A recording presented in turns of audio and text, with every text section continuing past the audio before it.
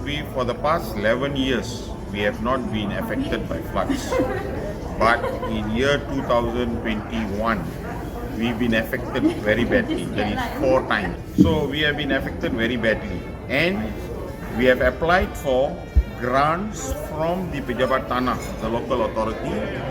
In end of September, we applied for. They said they'll be giving us 500 ringgit per household. But we never received the money. The problem we faced during the 18th of December, a lot of houses were inundated with water. So, and there is a monsoon drain down there, and the thing is like, even a short while, half an hour, and the whole place will be, overflow with waters. And our Tama have a lot of elderly people. Okay, in this case, we have been appealing to the municipal council to clear the drain, clean up the place, desilting everything, so that we do not have the flash flood so often. It's happening too much. We have been suffering with terrible floods in our Taman. Whenever it rains, it's unimaginable. Even it's 2 o'clock in the morning or 3 o'clock in the morning, we have to be awake. Because whenever there's a heavy rain, our back lanes gets flood, water starts coming in through the kitchen, through the toilet and so on. Now we have been having this problem for many years. We have brought it up with MPK many times with the council. But no any concrete action has been taken. Nothing. We have the serious floods. I think the worst in Klang until 2021, for past 9 years, it seems like the local authority is not doing anything, So in this case, can we take any legal actions against the local authority? Because it seems like they are not doing anything.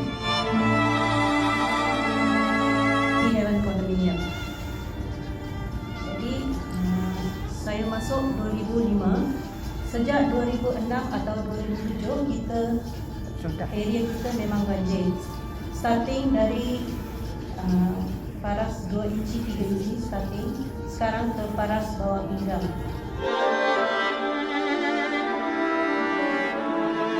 Okay, as we know, December 18, 2021 was a very bad time where the whole people in Klang was affected by flood disaster. Many property loss and a lot of damages were made. So I feel that the government, especially the federal government, should step in to come out with a proper plan, especially funding, and must have the will to solve the problem in Klang. Okay, once you solve the problem in Klang, it can be a model and taken up to the entire nation for a solution. Thank you. Last year the flooding is caused a lot of loss and trouble to the people in our Taman, especially those, I pity those old people. They're staying alone, or old couples they're staying alone in the house after the flood. I cannot imagine. As the water was coming into the hall, my house, the water was rising. I didn't know what to do. It was past midnight. It was a horrible feeling.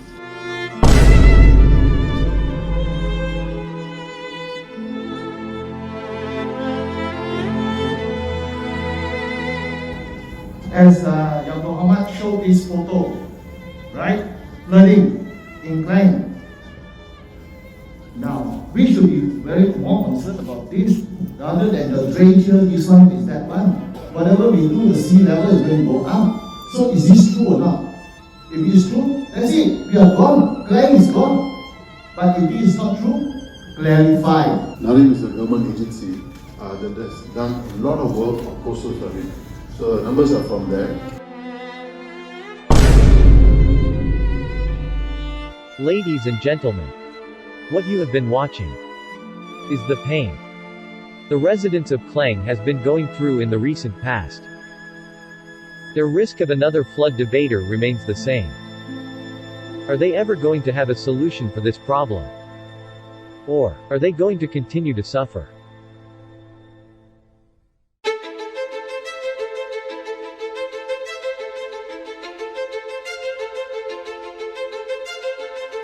And also this event is organized or organized by my Parliament Office, but in collaboration with the Persatuan Penduduk Klang Utama. The purpose of today's seminar is to take stock of the floods on the 17th right up to the 19th December last year and examine its impact on people, businesses and infrastructure in Klang and chart a way forward.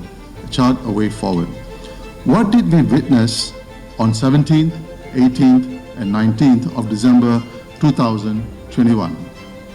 Homes filled with water, people's frustration and their sense of hopelessness, horror at the possibility of losing their elderly parents or children, damaged household items, followed by a sinking feeling about how to rebuild their lives.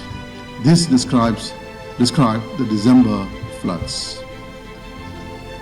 Residents in Taman Melawis and Bayu Perdana saw their homes flooded in September, October, November, and were again hit by the biggest floods in December.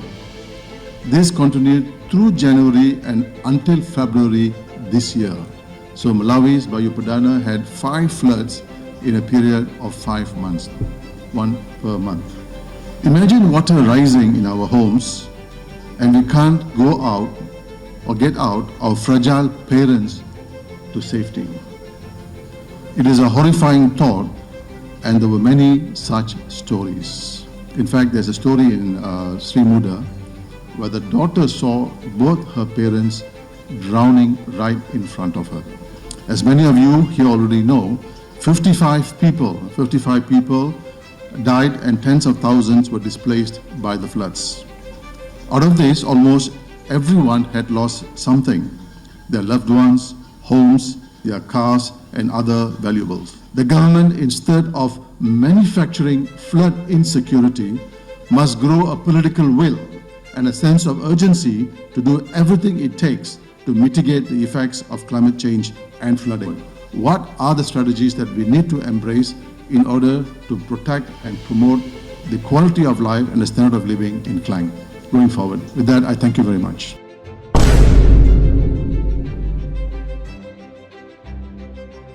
In the December event, the communities were not prepared, and we had poor response, and now they are in the recovery phase, Some of you are, as you recover, this is where you should put in more prevention for the next event. I'm so sorry, ladies and gentlemen, this is just the beginning, right? This is just the beginning, So you really need to start preparing for the next event. Protect floods, all these drainage improvements, they need resources, but what can the individual do? This is where we need engineers to be more innovative. Individual houses, the floods were coming in. How can we protect the flood waters from coming in from the toilet? How can we put barriers around, temporary barriers around housing estates? Those are the kind of innovation. Innovation doesn't need resource. It doesn't need resources. You just need to be. You need to put a problem and resolve it, and it doesn't have to come from engineers together. Universities and research institutions have to work with social entrepreneurs, and such as Klima here is a future social entrepreneur, and we need to work with policymakers, civil society leaders and private sector. And the way we can do it is from the university by doing a new innovative endowment modality where the private sector comes in to fund, and we don't do it as a consultancy project, but we do it as a continuous research project using our graduate students, and then the communication is done by social entrepreneurs of such as the Klima and MYD who are working. You inspire Malaysia to do this. So this is the scope, and we are recommending, this is our recommendation, we know it's going to carry on happening.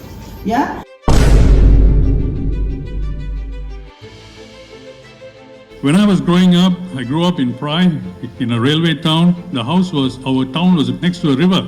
20 years there, I never flooded. A former YDP told me, if you live next to a river, you must expect flooding. If you live on a hillside, you must expect landslides. This is nonsense. Neighborhood, and we are facing flooding. Those days, it used to be Kelantan, Terengganu. We don't think about flooding. We think, this is not going to affect us. But today is different. Now today's title is Impact of Climate Change. There are two components to it. One is rising sea levels and the other is heavier rains, many sort. But when it comes to flooding because of heavy rains, I think there's still a lot we can do, even with climate change at our doorstep.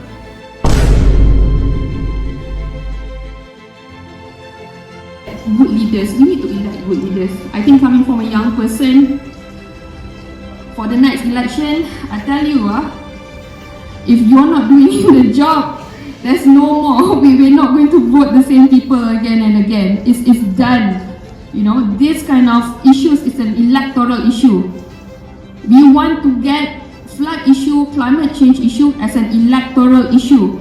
It's no more an issue of an NGO hanya bantu bagi makanan selepas banjir dan sebagainya. We have to think in a very holistic, very big with projections suggesting that this figure will rise to 70% by 2025. So imagine that this is the world's population. More and more people akan lebih concentrated duduk di kawasan pesisiran pantai. So this coastal flooding, level rise, low-lying areas are expected to cause major damage unless significant adaptation takes place. So we all know this already. So therefore, this coastal regions must have the priority of the government, of agency, and also the people. You know, we have to take action, right? These are some of the things, some of the impacts that we are seeing. Submergence. So tadi that uncle, I'm sorry, that picture that YT shared about the study. It is not only about, you know, losing infrastructure, etc. You are losing land. That means you have to be displaced. You have to pindah. Where are you going?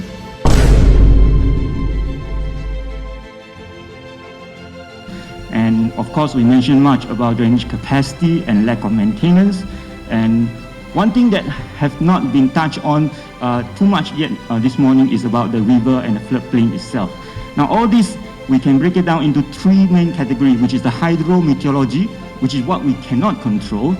The development is what we can control, and the hydraulic part, which is what you expect the engineers to be in control.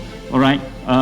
For Klang, we are very fortunate that we do not have monsoon drain, monsoon flood, but according to our data, most of our flood is because of flash flood actually, and some or a smaller percentage is because of coastal flood. We have more and more extreme rainfall coming to us. We have more sea level rise that stop the water from going out. So what magic can the engineers do for Klang Town? So what happened in this 2018 event, December 18 event, it's already been mentioned just now, is an anomaly because to have 1 month rainfall in a single day, we have to admit, engineers have to admit that we're so sorry, the drainage system are not designed to take care of that.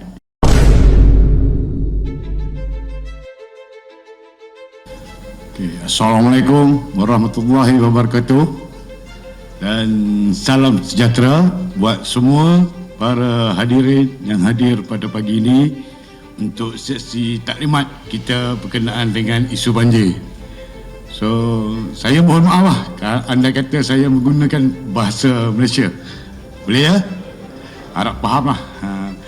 Jadi sebelum tu saya ucapkan ribuan terima kasih banyak-banyak kepada YB Charlie Sentiago yang telah banyak membantu, mendorong dan memberi saya galakan bagaimana saya nak mengatasi masalah banjir pada kawasan komuniti Bandar Bukit Raja. Apa yang saya nampak pada pagi ini, seksi taklimat kita adalah berkenaan dengan perkaitan tindakan dan juga agensi-agensi kerajaan yang berkait untuk diambil tindakan susulan supaya perkara ini tidak lagi berulang. Namun pada saya agak sukar untuk kita nak mengatasi sebab ianya melibatkan keseluruhan agensi kerajaan yang di dalam komuniti Klang. Okey, selamat pagi para hadirin sekalian. Okey, nama saya Tan Poh Ot, Lali Persatuan Penduduk Taman Klang Utama. Okey, sekarang saya nak mau terima kasih YB Sentiago memberi peluang kasih saya ke atas pentas ni cerita sikit ini masalah banjir di Taman Klang Utama. Okey, banjir kira perkataan ini di Taman Klang Utama adalah satu isu lama belum selesai semenjak tahun 2008. Gambar ini ialah berlaku ialah tahun 2015. Itu jam kita ada banjir kilat. Satu minggu ada 2 hari. 3 hari dia banjir 2 kali. Okey. Pada masa itu dia hanya berlaku di kawasan yang rendah saja seperti Jalan Sungai Puro 13, Sungai Puro 14, dan Lintang Sungai Kemat 20A, 20B, dan serta Jalan Sungai Batu 46 hingga 54. Selain daripada punca meteorologi, banjir kilat juga disebabkan oleh saluran longkang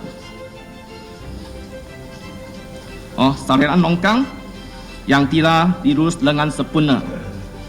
Saluran air longkang yang sedia ada tidak dinaik taraf, tidak dibersihkan mengikut jadual. Ini mengakibatkan tumbuhan dan sampah mencecahkan pengairan air dengan baik.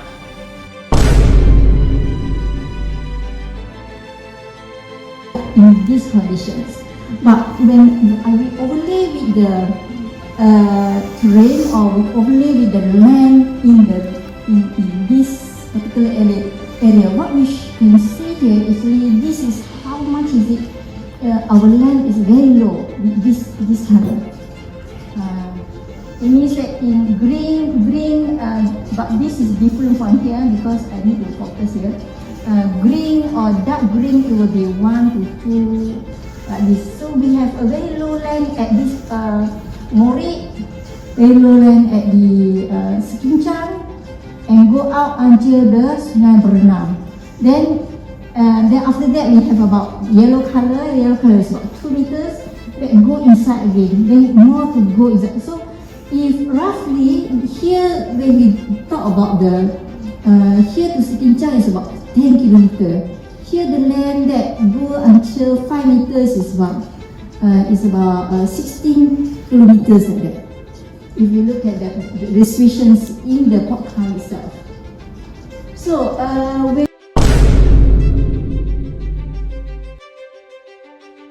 part of the purpose of this seminar is to raise some of these concerns that Port Klang is a very strategic town, not only for Selangor but also for Malaysia. And this is because it has got 2 of the biggest ports. The biggest port is in West Port, and then you also have North Port here, together with 12 other small ports. And that employs thousands of people and has got a revenue running into billions. And of course, the subsidiary industries that support both the ports. So it's huge, it's really huge. So therefore, the whole point of some part of the seminar is to bring attention to that and tell the government that if they do not put sufficient priority to Port Klang, then it is a disaster not only for Klang but also for Malaysia. The professionals are ready to save Klang. Are the rulers interested to implement?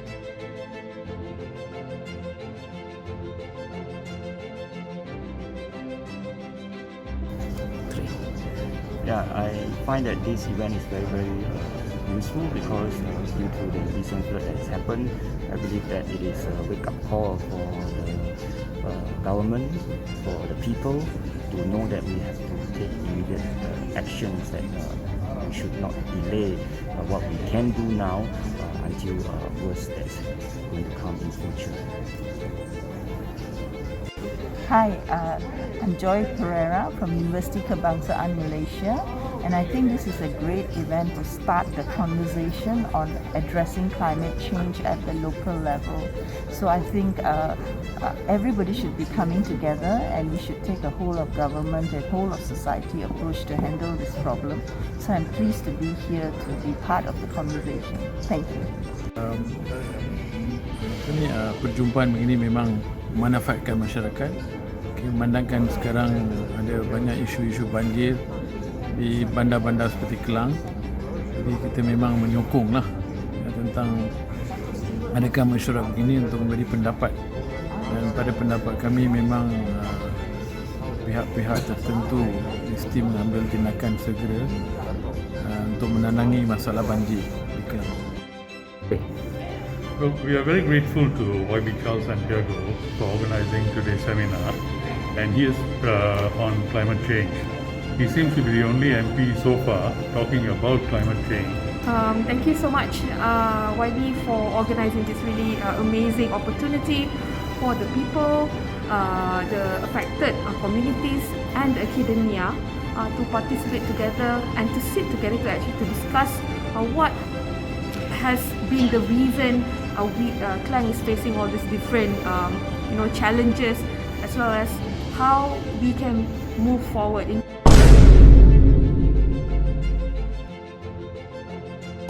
Wow.